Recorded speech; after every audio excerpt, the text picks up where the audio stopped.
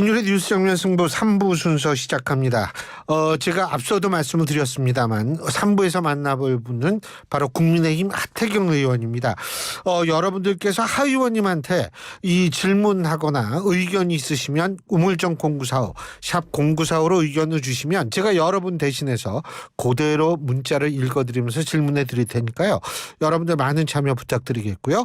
역시 유료 문자입니다. 우물정 0945 짧은 문자 50원 긴 문자 100원의 유료 문자임을 말씀을 드리겠습니다. 자, 앞서 말씀드린 대로 신율의 뉴스 정면 승부 3부 국민의힘 하태경 의원 만나보겠습니다. 의원님 안녕하세요. 예, 안녕하세요.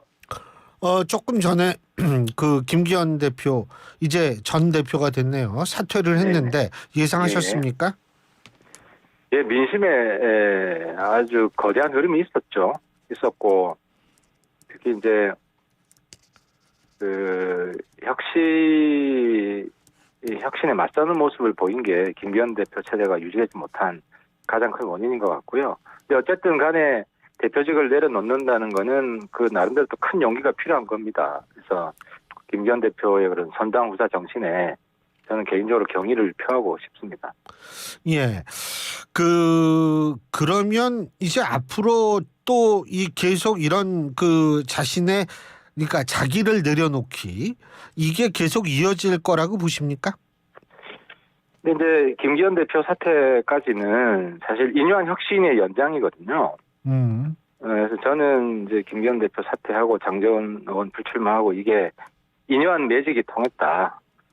라고 말씀드리고 싶은데 이제 인유한 혁신에서 다 하려고 했던 것이 이제 실천되고 있는 거고요.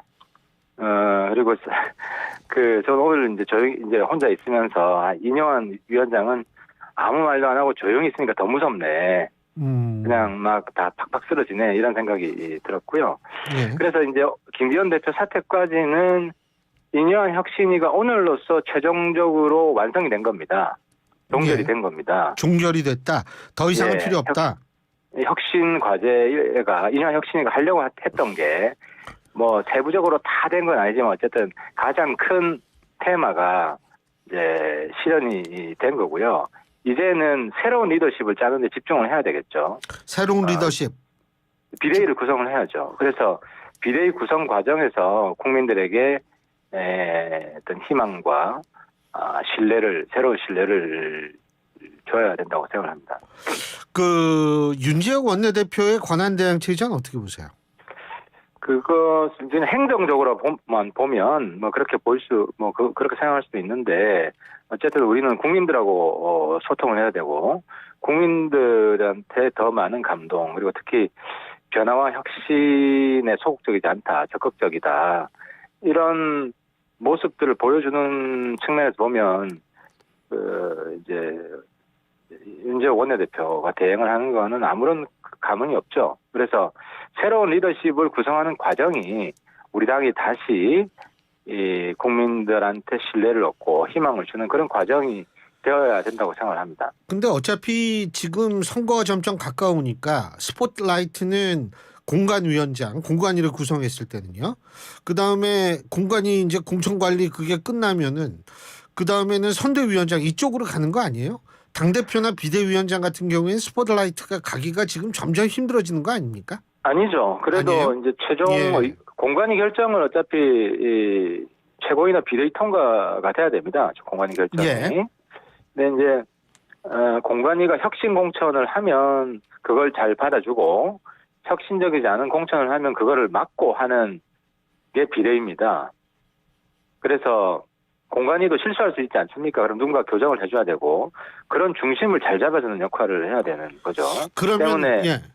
때문에 이제 비대위 구성이 공관위를 예를 들어서 이제 공관위가 혁신 공관위가 될 것이다라는 것을 어떻게 사람들이 신뢰할 수 있습니까? 비대위원장이 굉장히 혁신적인 사람이기 때문에 저 사람이 임명하는 공관위니까 혁신 공관위가 될 거야 이렇게 생각하지 않겠습니까? 그죠? 그래서 비대위원장이 누군가가 상당히 중요하죠. 누구가 그렇게 적합할 것 같으세요? 저는 지금 혁신위가 어쨌든 결과적으로 중간에 실패하는 것처럼 보였지만 결과적으로 성공한 거 아니겠습니까? 예. 혁신위가 민심을 제대로 정확히 대변했기 때문에 성공한 거거든요. 예. 그래서 혁신위가 전 이념 혁신위원장이 비대위원장이 되면 자연스럽게 저 당은 혁신 진행형이구나.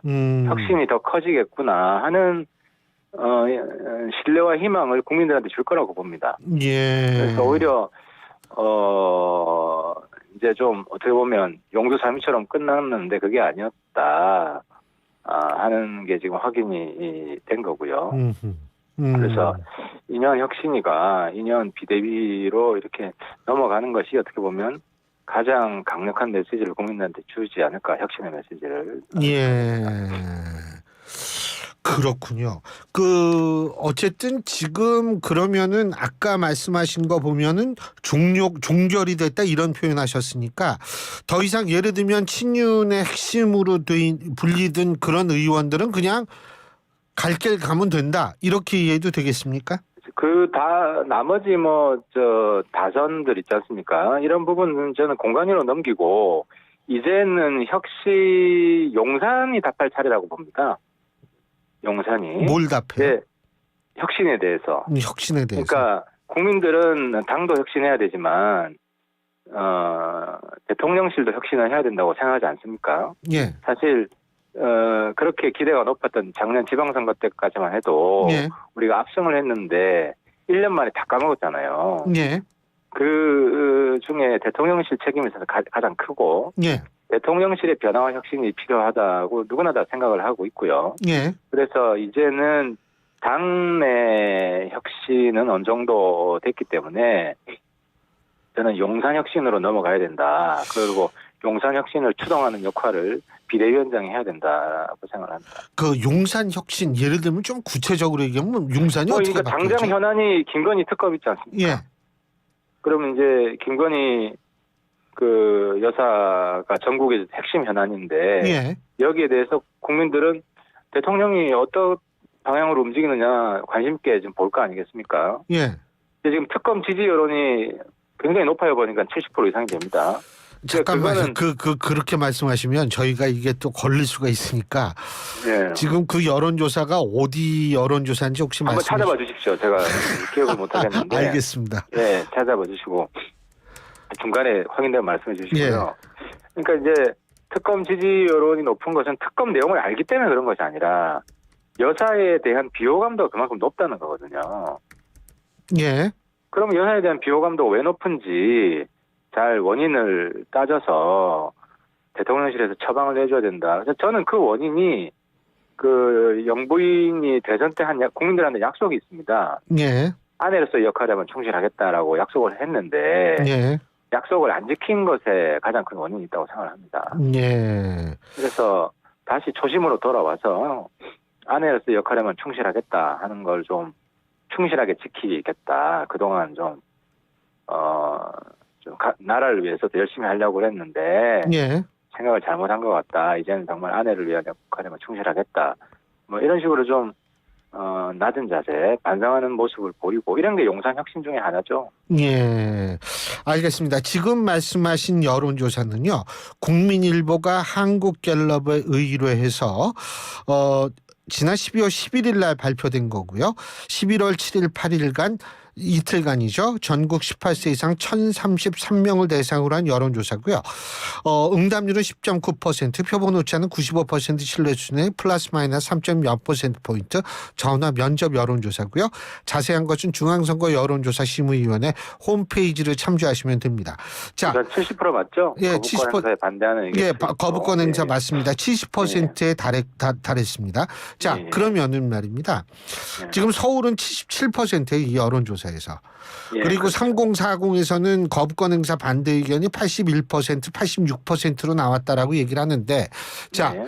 제가 그러면은 말이에요. 받아야 된다고 생각하시는 거죠? 거부권 행사하면 안 된다. 저는 그러니까 이게 법적인 문제도 있습니다. 대한민국 법치주의 국가이기 때문에 예. 국민 여론으로 재판장이 판결하면 안 되지 않습니까? 예. 그건 법치주의 기본 정신이고. 근데 이제 특검 내용은 그겁니다. 이제 주가 조작. 예, 에 도이치 대해서 모터스죠. 수사하겠다는 거잖아요. 근데 주가 조작은 문재인 정부 때 이미 탈탈 털었어요. 문재인 정부 때 내용적으로 특검을 이미 했어요. 예. 그래서 저는 특검법을 반대를 할 거고 대통령도 거부권 행사해야 된다고 봅니다. 하지만 이제 이 여론이 이렇게 높은 이유가 영부인에 대한 어떤 비호감도 때문이기 때문에 영부인이 이제 이 비호감들을 줄일 수 있는 특단의 조치를 취해야 한다는 거죠. 예를 들면 뿌리부터 대증요법이 아니라 특검법 거부권 찬반은 대증요법이고 그 근본 뿌리를 치료하기 위해서는 이 비호감도를 치료를 해야 된다는 거죠. 자, 예를 들면은 지금 상설특검법이라는 게 있잖아요. 박근혜 대통령 당시에 통과됐던 상설특검법에 의하면은 그러니까 법무부 장관이 제청을 해서 대통령이 받아들이면 곧바로 특검 임명이 가능하지 않습니까? 빠르잖아요. 이런 방법도 왜냐하면 그건 한 장관이 안 쓸 겁니다. 왜냐하면 상설특검을 발동을 하려면 법무부 장관이 추천을 해야 되잖아요. 예. 그 상설특검에 필요한 이유를 써야 될 거 아닙니까? 필요한 이유를 써야 되면서 범죄 혐의가 있다고 써야지만 특검이 성립되잖아요. 근데 이미 탈탈 털어서 아무것도 안 나왔는데 한동훈 장관이 그걸 법적 양심을 가지고 쓰여지겠습니까, 그게? 그러니까 쓰여질 수 없는 겁니다. 그러니까 내용적으로 보면 말도 안 되는 건데 단 이제 여론으로 마녀 사냥하는 거죠. 근데 어쨌든 그 여론도 민주주의사에 중요하기 때문에 여론을 근원적으로 해소하기 위해서는 영부인의 역할이 좀 재조정이 돼야 된다는 겁니다. 그러면은 지금 이제 근본적인 문제에 접근해야 된다. 예를 들면은 그 특별감찰관을 둔다든지 민정수석실을 부활한다든지 뭐 예를 들면 이런 거를 말씀하시는 겁니까? 그런 조치도 저는 좋다고 봅니다. 그러니까 영부인의 역할을 이제 좀 제한한다는 것 플러스 그럼 제도적으로 대통령실에서의 어떤 권한 남용이라든지 이런 부분을 예방하기 위한 추가 조치들을 함께 하면 국민들의 신뢰는 더 높아질 것 같습니다. 예. 근데 그런 얘기 좀 국민의힘에서 안 나와요? 뭐 오늘까지는 아시다시피 뭐 대표 문제로 우리가 굉장히 시끄럽지 않습니까? 앞으로는 나오겠죠. 아, 그렇군요. 어쨌든 그러면은 일각에서는 지금 국민의힘에서 이런 움직임은 결국 민주당에도 일정 부분 영향을 미칠 것이다. 이런 얘기가 나오거든요. 그러니까 당대표 사퇴하고 장제원 의원 불출마 선언하고 이렇게 된 거예요. 어떻게 보십니까? 아무래도 우리가 혁신하면 민주당에서 긴장을 하죠. 민주당에서 혁신하면 우리가 긴장을 하고 그래서 정치가 서로 상생 발전하기 위해서는 혁신 경쟁이 돼야 되는 거고 그런 면에서 저는 김기현 대표가 자리를 내어놓은 것은 굉장히 큰 결단이라고 높이 평가를 합니다. 그리고 그러면은 민주당은 어떤 그 결단을 요구할 것 같으세요? 뭐 제가 사실은 뭐 민주당까지 걱정할 정도로 지금 마음의 여유가 있지 않고요. 예. 알겠습니다. 뭐 우리가 잘하면 뭐 자기들도 열심히 다 하겠죠. 뭐. 지금 인요한 혁신위원장을 비대위원장으로 하는 것. 예를 들면 한동훈 장관은 그럼 정치권에 들어오면 어떤 역할을 해야 된다고 보세요? 한동훈 장관은 이제 지금 우리 당 대선 후보 지지율 보면 제일 많이 나오잖아요. 그만큼 국민들 사랑을 받고 있기 때문에 선거 때만 되면 한 절반 정도 신인이 나옵니다. 신인 후보가 나오는데 첫 출마하는 이런 분들이 지역에 뿌리 내리는 게 굉장히 어렵습니다. 단기간에. 이제 국민들로부터 인정받고 있는 한동훈 장관 같은 사람이 이제 가서 이렇게 좀 격려해주고 우리 당 후보다라는 걸 명확히 해주고 왜냐하면 또 지역에 토착 무소속 후보랑 경쟁을 하거든요.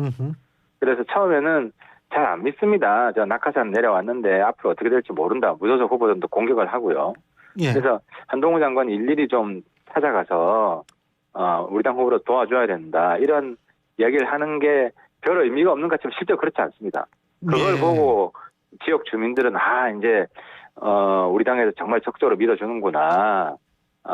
이렇게 이제 절감을 하고 이제 선거 승리에 굉장히 큰 도움이 됩니다. 그러니까 간단히 이런 얘기한다면 역할을 할 사람이 한동훈 장관은 결국 선대위원장 해야 된다. 그렇죠. 선대위원장 역할 당연히 해야 됩니다. 선대위원장. 근데 보통 공동 선대위원장이죠, 그죠? 그렇죠. 그래서 뭐 한동훈 장관이 지금 지지율이 제일 높기 때문에 상임 선대위원장 역할을 해야죠. 이준석 전 대표는 어떻게 할 거라고 보세요? 윤석 대표는 어제 보니까 거의 마음이 떠났더라고요. 거의 떠났고 이제 뭐 탈당도 기정사실화된 것 같고 한데 이제 최후의 순간까지 저는 우리 당에서 함께 하기 위한 노력을 해야 된다고 보고요. 예. 이제 용산이 혁신하는 모습을 보이면 이준석 대표도 생각이 달라질 수 있을 겁니다. 그래서 이 대표도 너무 좀 더 신중히 생각했으면 좋겠고, 또 우리 당은 더 큰 혁신을 해서 예. 이준석뿐만 아니라 유승민 전 의원도 함께 했으면 좋겠고요. 그게 사실 대통령 비호감도도 높은데 이걸 좀 극복할 수 있는 방법은 자기가 맞선 사람들과 함께 하는 겁니다. 예. DJ가 JP랑 함께 했고, 이제 그런 말이 있습니다. 동지는 가까이, 적은 더 가까이. 그러니까 자기한테 쓴소리 하는 사람들은 예. 더 가까이 하면 대통령 인기가 올라갑니다. 그래서 대통령이 좀 그런 노력을 좀 했으면 좋겠습니다. 제가 한 가지만 더 여쭤볼게요. 이준석 대표가 얘기하는 게 김기현 대표하고 만났는데 네. 거취 문제를 논의했다 이렇게 돼 있거든요. 이거는 결국 김기현 대표의 거취 문제를 논의를 한 것으로 받아들일 수 있는데 떠나는 사람이 왜 당대표의 거취까지 얘기를 할까? 이런 생각할 수밖에 없는 거 아니겠습니까? 제가 이제 그 기사를 봤는데, 예. 원래 미팅은 이제 이준석 대표가 이제 내가 당을 떠날 수밖에 없다 이런 이야기를, 어쨌든 당 대표니까 김기현 이제 예. 대표기 때문에 그런 이야기를 당에 책임 있는 사람 누구한테는 해야 되잖아요. 예. 그래서 김기현 대표하고 미팅이 예정돼 있었던 것 같고요. 그 자리에서 이제 김기현 대표 거취 문제가 나오니까 그냥 가볍게 이야기가 오고 한 것 같고, 진지한 주제로 논의된 것 같지는 않습니다. 알겠습니다. 예, 오늘 말씀 여기까지 듣죠. 고맙습니다. 예. 예, 지금까지 국민의힘 하태경 의원이었습니다.